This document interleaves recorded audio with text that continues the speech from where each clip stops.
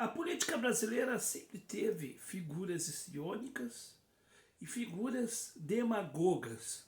Figuras que falavam em nome de moralidade, mas que na verdade não agiam com ética nenhuma. Nos últimos tempos, nós podemos elencar, por exemplo, a figura do então incorruptível deputado federal Hildebrando Pascoal.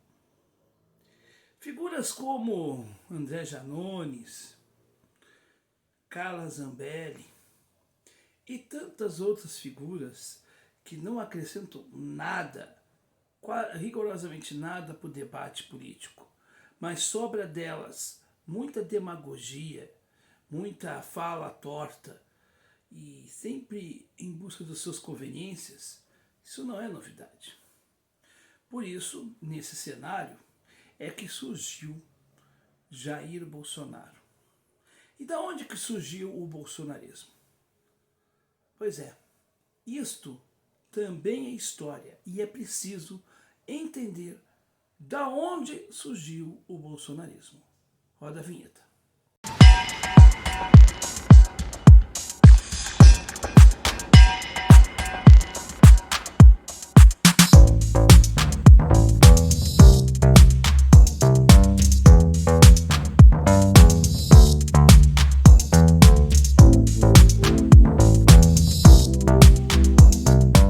Muito bem.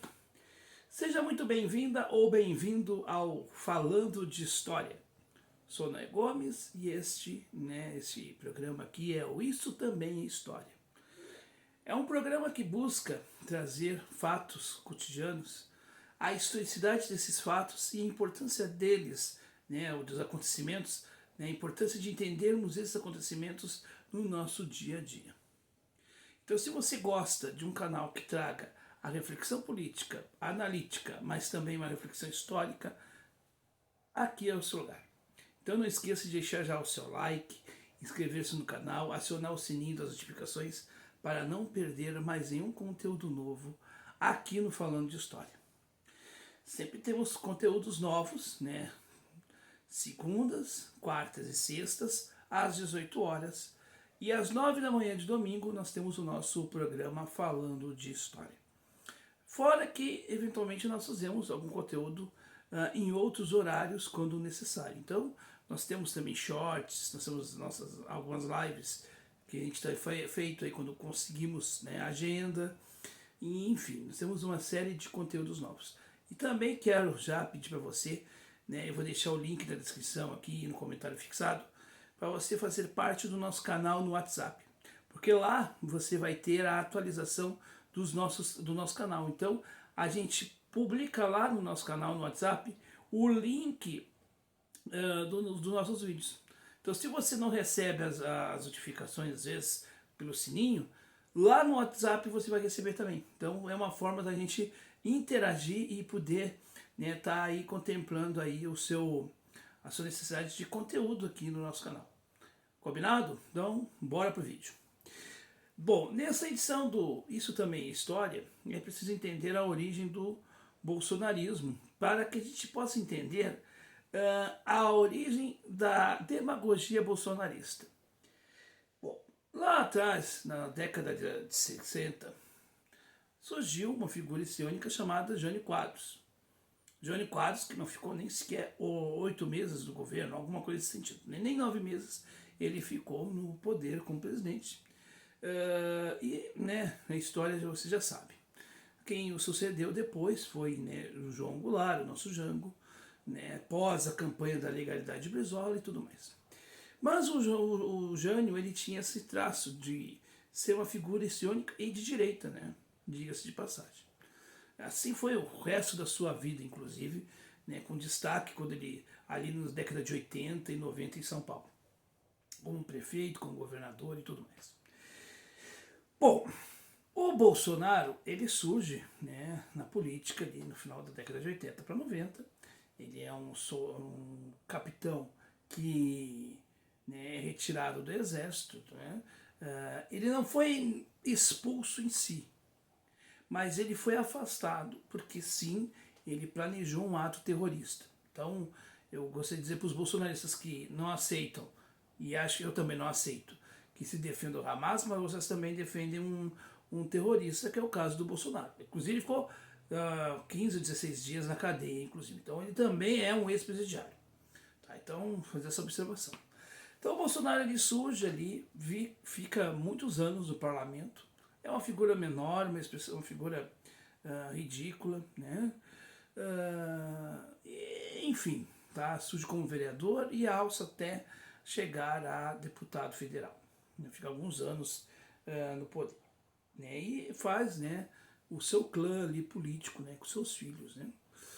Nós temos, inclusive, né, a presença de um dos filhos de Bolsonaro atualmente como senador da República e o outro que é também vereador. Né? Muito bem, no Rio de Janeiro, inclusive, no estado do Rio de Janeiro. Bom, mas aí nós temos a situação. Como é que surge o bolsonarismo? O bolsonarismo ele surge a partir, né, qual é o embrião do bolsonarismo? A partir da Operação Lava Jato. O que a Operação Lava Jato era?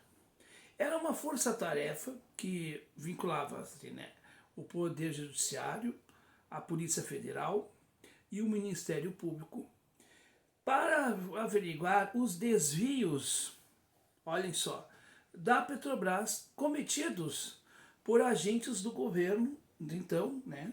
Então, naquela altura já estava a Dilma como presidente, mas desvios que tinham acontecido também, né, já tinham vindo do período do Lula e que colocou, né, isso é importante dizer, não foi só o PT que participou do chamado Petrolão. PP e MDB também participaram, né, dessa farra toda.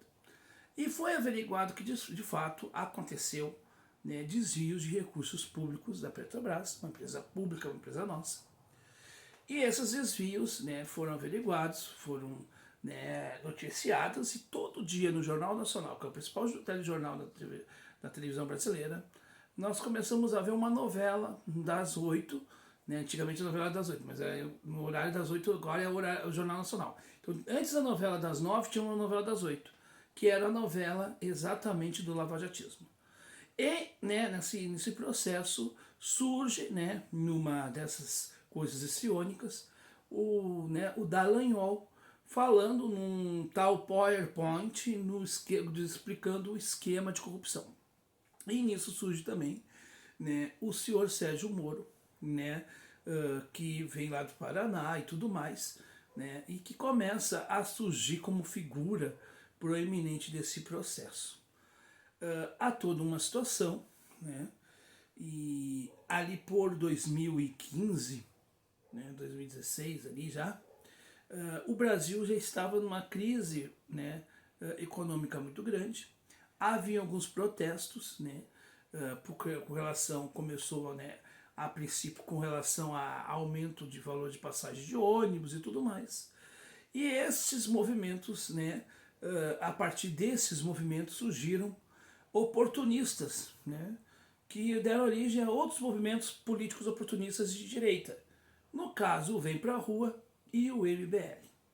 Nesse processo nós temos uma Copa do Mundo em 2014, que o Brasil perde de 7-1, mas ali também, né, começa a se descobrir, né, o escândalo que foi, né, o desvio de recursos para a construção de estádios, né, e de estádios que hoje, né, podem se tornar quase que verdadeiros elefantes brancos, e a população perdendo direitos e tudo mais. Neste clima, neste caldo, a Lava Jato começa a tornar-se, né, um agente político.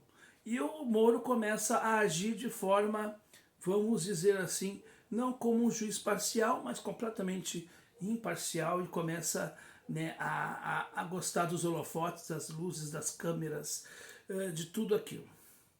A partir do lavajatismo, começa a nascer um sentimento de antipetismo crescente. O PT, por sua vez, aumentou esse antipetismo de propósito. E quando houve, né, quando aconteceu da prisão do Lula, que se deu por quê? Porque em pleno Jornal Nacional, o Lula, né, foi foi grampeado um telefonema em que, né, claramente, né, queriam colocar o Lula como ministro para livrá-lo da cadeia. Isso virou um escândalo nacional. E naquela época, por exemplo, o Marco Antônio Villa era um que batia direto no PT naquela época. Hoje já não mais, mas enfim, né, batia muito no PT naquela época. Aí houve a prisão do Lula, depois, né, isso já era um processo depois da Lava Jato, mas vindo da Lava Jato, né, como consequência da Lava Jato, teve a prisão do Lula e em 2018 houve o processo eleitoral. Em 2016, então, houve o impeachment de Dilma. E o Bolsonaro, né, ele deu esse pronunciamento aqui, né? Vocês não lembram? Eu vou lembrar vocês. Pela forma como conduziu os trabalhos da casa. Parabéns, presidente Eduardo Cunha. Perderam em 64. Perderam agora em 2016. Pela família e pela inocência das crianças em sala de aula que o PT nunca teve. Contra o comunismo, pela nossa liberdade. Contra o Fórum de São Paulo, pela memória do coronel Carlos Alberto Brilhante Ustra, o pavor de Dilma Rousseff. Como vota, deputado? Pelo Exército de Caxias, pelas nossas Forças Armadas, por um Brasil acima de tudo e por Deus acima de todos. Pois é. Ali, a partir dali, o Bolsonaro começa a surgir, né, em programas de humor. Né? Principalmente na época tinha o CQC e ele deu uma entrevista lá patética. Como quase tudo do Bolsonaro é patético, mas enfim.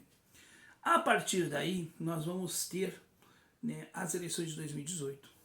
E essas eleições de 2018 nós vamos ter o Lula na cadeia, querendo, né, colocar um poste para representá-lo. E ele coloca o Fernando Haddad, né, numa chapa entre Fernando Haddad e Manuela Dávila.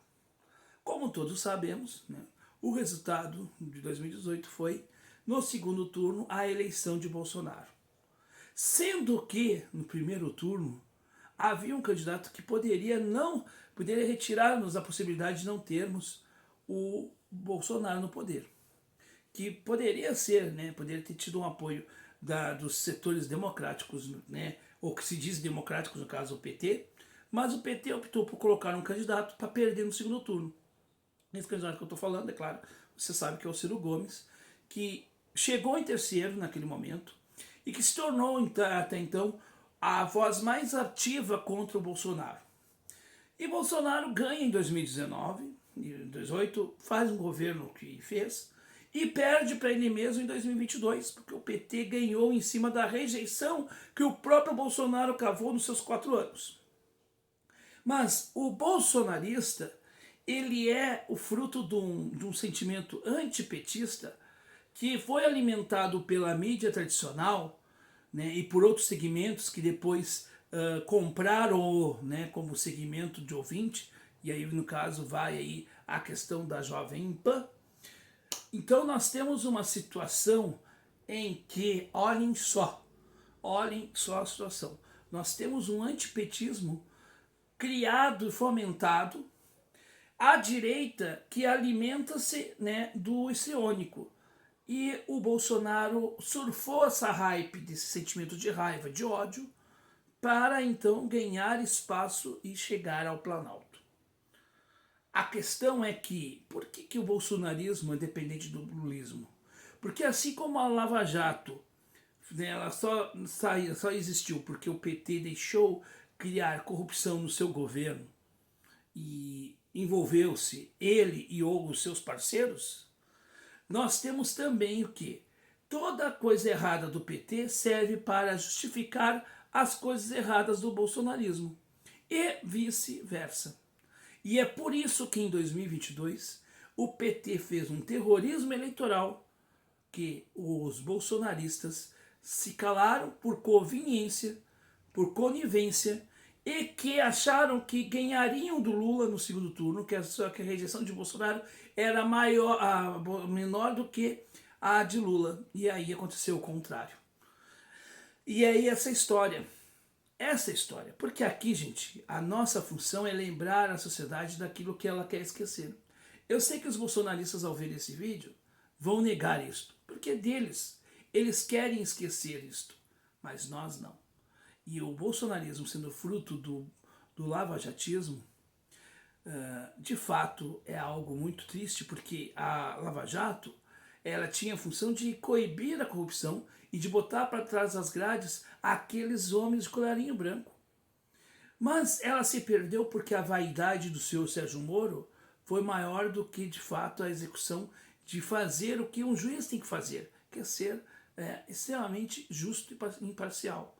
Moro foi imparcial, cometeu ilegalidades, tanto é que Lula, né, não teve, né, não foi isentado, não foi inocentado, né, daquilo que foi acusado, mas foi prescrito exatamente pelas ilegalidades cometidas, né, durante o processo da Lava Jato e pela idade avançada também do Lula.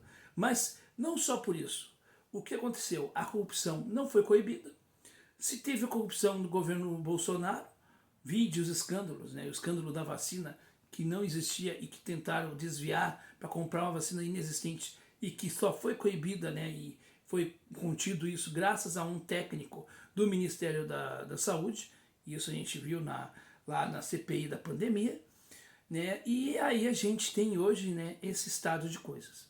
De fato, a partir da Lava Jato, a política nacional se desgraçou muito. Exatamente por quê?